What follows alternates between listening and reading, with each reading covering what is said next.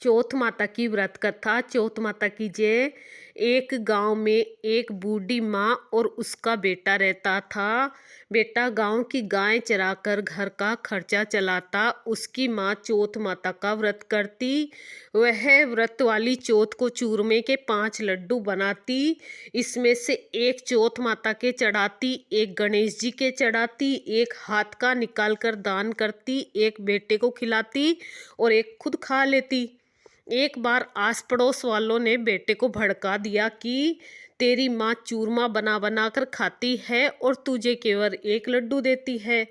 लड़का यह सुनकर भड़क गया कि माँ तो चूरमा खाती है और मुझे एक लड्डू देती है, बाकी ठंडी रोटियां खिलाती है। उसने माँ से कहा, ठंडी रोटी खाकर मेरे से गाय नहीं चराई जाती, इसलिए तुम चौथ का व्रत करना छोड़ दो। इस पर माँ ने कहा कि बेटा, मैं चौथ का व्रत तेरी सुख शांति के लिए करती हूँ, मैं चौथ माता के व्रत को नहीं छोड़ सकती। तो बेटा विदेश जाने लगा। माँ बोली, बेटा यदि तू विदेश जा ही रहा है तो यह चौथ माता के आंखें अपने पास रख ले। यदि तेरे पर कोई संकट आवे तो चौथ माता का नाम लेकर इन्हें पूर देना, तेरा संकट टल जाएगा। लड़का उन आँखों को लेकर विदेश के लिए चल पड़ा। रास्ते में एक नदी आई। उस पार जाने का कोई साधन नहीं था। उसे माँ की बात या... माँ की बात याद आई और उसने आंखें निकालकर चौथ माता का नाम लेकर पूर दिए। तो चौथ माता की कृपा से नदी का पानी दोनों तरफ बटकर रास्ता निकल गया। आगे उसे एक भयंकर जंगल से गुजरना पड़ा तो वहाँ रास्ता भटक गया। उसने वहाँ भी आंखें पूर दिए कि हे चौथ माता, तू सच्ची है तो मुझे रास्ता दिखा। इतना कहते ही उसे रास्ता मिल गया। आगे चलकर वह एक गांव में पहुंचा। उस गांव के राजा के यहाँ रोजाना बर्तनों का एक अहाव पकता, जिसमें एक आदमी की बलि दी जाती थी। वह लड़का एक बुढ़िया के घर पहुंचा तो उसने देखा कि बुढ़िया रो रही है। लड़के ने बुढ़िया से पूछा, तुम्हें क्या दुख है, क्यों रो रही हो? बुढ़िया बोली, मेरे एक ही बेटा है और कल राजा उसको बलि चढ़ाएगा। इस पर लड़का बोला, माँ घबरा मत, तेरे बेटे के बदले में मुझे भेज देना। तू मुझे भर पेट भोजन करा दे। भोजन करा के बुढ़िया अपने लड़के की जगह उसको सुला दिया।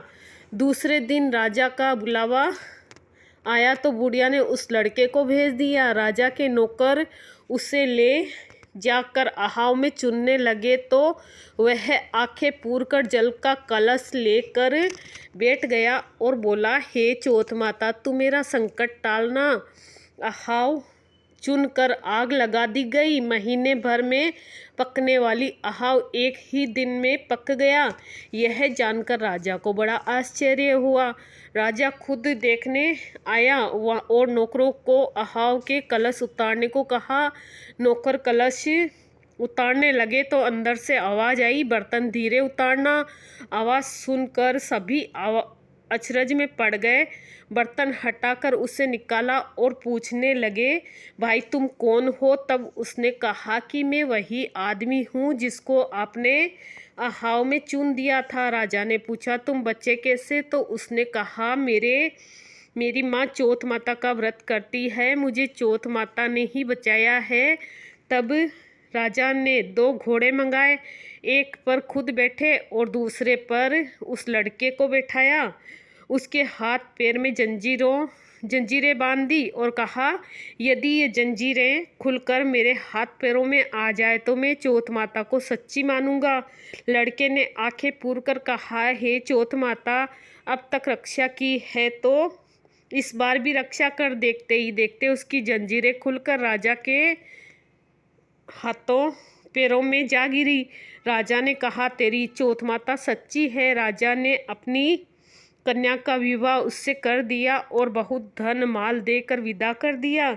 लड़का गांव के पास पहुंचा तो लोगों ने जाकर बुढ़िया से कहा, तेरे बेटे बहू आ रहे हैं। यह सुनकर वह खुशी से नाच उठी। बेटा उसके पैरों में गिर पड़ा। बेटे ने कहा, माँ, यह सब तेरी चौथ माता के व्रत का फल है। इसके बाद उसने सारे नगर में डिंडोरा पिटवा दिया कि सभी चौथ माता का व्रत व पूजन करें। राजा ने भी कहला दिया कि सब चौथ माता का व्रत व पूजन करें और व्रत करें, हो सके तो 12 महीने की, नहीं तो 4 चौथ का व्रत तो अवश्य करें। बोलो चौथ माता विंध्याक जी महाराज की जय।